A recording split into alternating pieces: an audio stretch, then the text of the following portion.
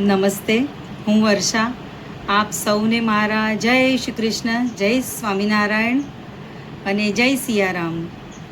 તો આ મારો પહેલો એપિસોડ છે અને ફર્સ્ટ જ વિડીયો છે. અને મને હનુમાનજીની ભક્તિ કરવી ખૂબ જ ગમે છે. તો આજના પહેલા એપિસોડમાં જ હનુમાન મહાવીરથી જ કંઈક શરૂઆત કરું. તો હનુમાનજીના જન્મની હું એક કથા સંભળાવું. તો એક સમયે વાનરરાજ કેસરી અને અંજનાજીને પુત્ર નહોતો અને વર્ષો થઈ ગયા લગ્નને. બંને પતિ પત્ની પુત્ર પ્રાપ્તિ માટે બહુ દુઃખી હતા. અને એમના ગુરુજી હતા મતંગ ઋષિ.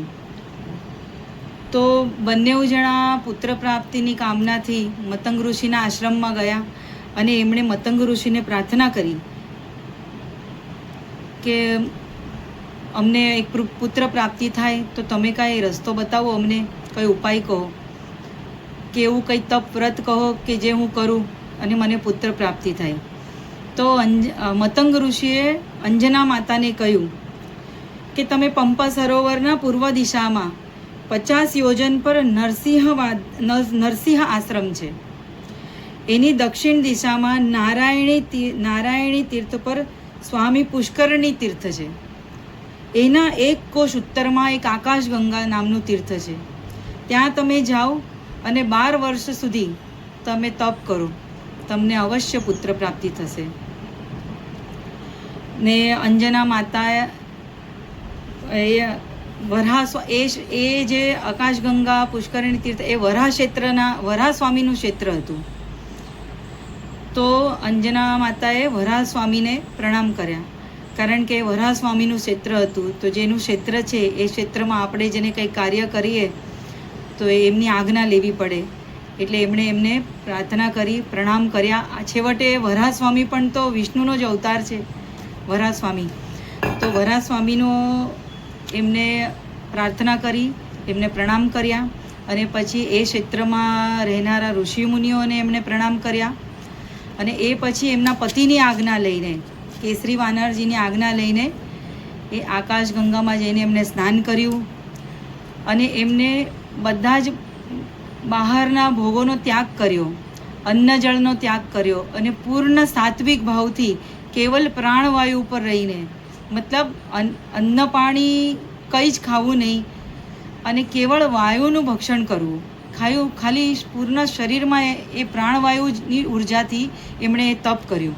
અને એમના એ તપથી વાયુદેવ પ્રસન્ન થયા અને એમને પુત્રનું વરદાન આપ્યું, પુત્ર પ્રાપ્તિનું વરદાન આપ્યું.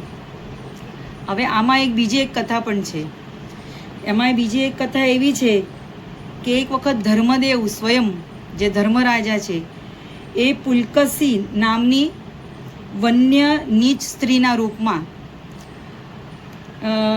થયા અને એમણે એમનું રૂપ ધારણ કર્યું અને હાથમાં બેત અને સૂતળી લઈને ગામમાં નીકળ્યા અને જોરથી અવાજ આપવા લાગ્યા કે અરે જેને પણ પોતાનું ભાગ્ય જોવું હોય એ મને એનો હાથ બતાવો. આ વાતની ખબર અંજના માતાને પડી. તો અંજના માતાએ પુલકસી સ્ત્રીને પોતાના ત્યાં લઈ આવ્યા, એમનો આદર સત્કાર કર્યો, માન સન્માન કર્યું અને પછી એમને પોતાનો હાથ પુલકસીને બતાવ્યો. તો પુલકસીએ કહ્યું કે તને તો એક બળવાન પુત્રની પ્રાપ્તિ છે. ધર્મની શપથ કહું છું કે તને એક બળવાન પુત્રની પ્રાપ્તિ થશે. તું વેંકટાચલ પર્વત પર જઈને તું તપ કર, તને જરૂર પુત્રની પ્રાપ્તિ થશે. ને આ રીતથી આ અંજના માતા વેંકટાચલ પર્વત પર જઈને આકાશગંગામાં જઈને એમને જે તપ કર્યું અને એ તપ કર્યા પછી 12 વર્ષ પછી એક આકાશવાણી થઈ કે હે અંજના, કે તને જે પુત્ર થશે એ રામના સહાયક થશે. એનું કારણ છે કે રાક્ષસ રાજ રાવણથી ત્રસિત મનુષ્ય જ નહીં, દેવતાઓ ઋષિઓ પણ છે. સુંદર સ્ત્રીઓને જ્યાં જોવે એનું અપહરણ કરી લે. દેવ કન્યા હોય, નાગ કન્યા હોય, યક્ષ કન્યા હોય, ગંધર્વ કન્યા હોય, જે પણ સુંદર સ્ત્રી જોવે એને રાવણ એનું હરણ કરી લે. અતિશય અહંકારી અને દુરાચારી રાવણ છે અને એનો અત્યાચાર વધી ગયો છે, જેના કારણે નરહરિ શ્રી વિષ્ણુ સ્વયં નારાયણ રઘુકુળમાં શ્રી રામ રૂપે જન્મ લેશે અને એમના સહાયક રૂપે હનુમાનજી નામના એક પુત્રને તું જન્મ આપશે, જે રામના સહાયક થશે. અને એ કેવો હશે તારો પુત્ર એ બી સાંભળ. તો આકાશવાણી કહે છે, તારો પુત્ર બળશાળી, ધૈર્યવાન, જીતેન્દ્રિય, અપ્રેમ્ય ગુણવાળો અને અતિશય શક્તિશાળી થશે, અતુલિત બલધામમ થશે. આવી રીતે આકાશવાણીએ એમને વરદાન આપ્યું. અને પછી આકાશવાણીના થયા પછી વાયુદેવના વરદાન પછી 10 માસે એટલે અંજનાજીને ગર્ભધારણ થયો અને 10 માસે હનુમાનજીનો જન્મ થયો. અને જન્મતા જ હનુમાનજીને કાનમાં કુંડળ હતા, જનેઉ ધારણ કરેલા હતા, કોપીન વસ્ત્ર એટલે એક લંગોટ ધારણ કરેલી હતી અને એમનો અડધો ભાગ વાનરનો હતો. અને હનુમાનજીના શરીરનો રંગ કેવો હતો કે ઉગતા સૂર્યને જ્યારે તમે જુઓ છો ત્યારે કેવો લાલચોળ હોય છે, જેમ સોનું આગમાં તપતું હોય ત્યારે કેવું તપ્ત કાંચન સ્વર્ણનો રંગ જે હોય એવા રંગવાળા હનુમાનજી હતા. તો આ છે હનુમાનજીના જન્મની કથા કે રામ ભગવાન તો મનુષ્ય અવતારે હતા, તો એમના સહાયક રૂપે બધી જ શક્તિઓ સહિત હનુમાનજી એમના સહાયક રૂપે થયા. અને બીજી એક કથા કહું તમને, આમાંથી ઘણાને ખબર હશે કે નહીં હશે, કે જ્યારે આ રીતથી રાવણના અત્યાચારથી બધા દુઃખી હતા દેવો પણ, ત્યારે જ્યારે બધા દેવોએ વિચાર કર્યો કે અમે પણ રામ અવતાર વખતે અમે પણ પોતાના અંશ રૂપે અવતાર લઈશું. ત્યારે સ્વયં મહાદેવ, જેમના હૃદયમાં રામ વસે છે, એમના આરાધ્ય દેવ રામની સેવા હું પણ કરું, હું પણ બ્રહ્મચાર્ય રૂપે હું બ્રહ્મચારી રહીને એમની સેવા કરીશ. તો હવે મહાદેવ શક્તિ વગર તો આપણે કંઈ જ નથી કરી શકતા, તો એમની શક્તિ કોણ છે? સ્વયં પાર્વતી. તો પાર્વતી માતાએ પણ જીદ કરી કે મારે પણ રામની કંઈ સેવા કરવી છે, હું પણ કંઈક કરું. તો હું તો પૂર્ણ બ્રહ્મચારી રૂપે રામની સેવા કરવાનો છું, તો તું કઈ રીતે આવશે? એમ કે હું તો બ્રહ્મચારી રહેવાનો. તો માતાજી કે નહીં, મારે તો કંઈ ને કંઈ રૂપે રામ પ્રભુની સેવા કરવી છે. તો મહાદેવ કે ચાલ ઠીક છે, એમ કે હું તો વાનર રૂપે જન્મ લેવાનો ને, તું મારું શક્તિ સ્વરૂપે પૂંછડા સ્વરૂપે રામ પ્રભુની સેવા કરજે. અને તમને ખબર છે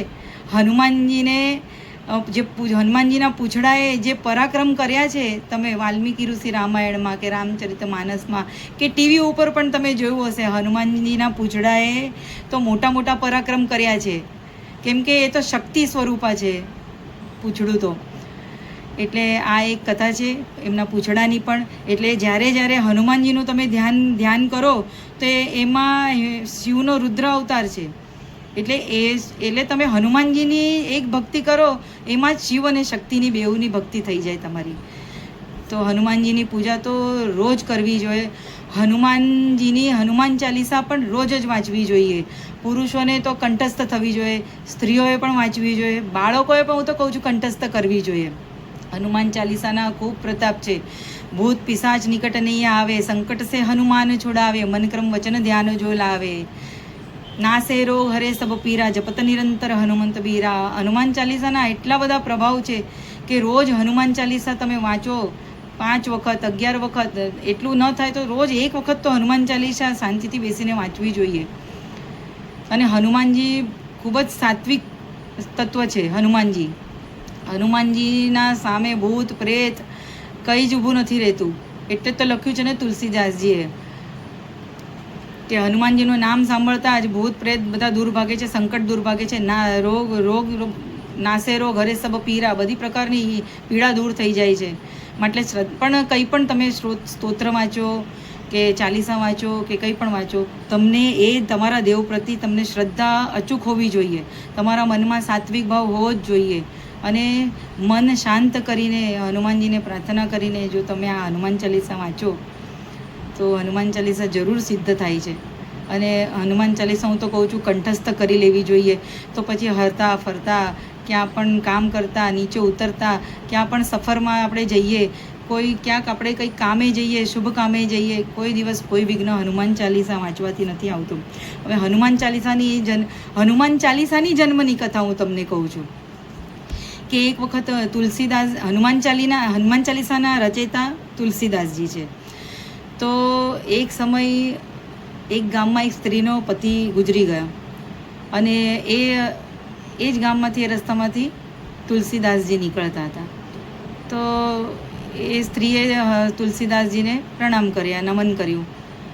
અને તુલસીદાસજીએ ને તો ખબર નહીં હતી કે એમના પતિ ગુજરી ગયા છે. એ તો રસ્તામાંથી ચાલતા હતા. કોઈએ એમને કીધું હશે કે તુલસીદાસજી ખૂબ જ સિદ્ધ છે, તમે એમના શરણે જાઓ. તો એ સ્ત્રી તુલસીદાસજીના પગે પડી. તો તુલસીદાસજીએ તો એમ જ કહી દીધું, અખંડ સૌભાગ્યવતી ભવ. હવે પેલી સ્ત્રી વિચારી કે તમે મને આશીર્વાદ આપો છો, પણ મારા તો પતિનું તો હમણાં જ મૃત્યુ થયું છે, તો કેવી રીતે તમારો મને આશીર્વાદ પ્રાપ્ત થાય?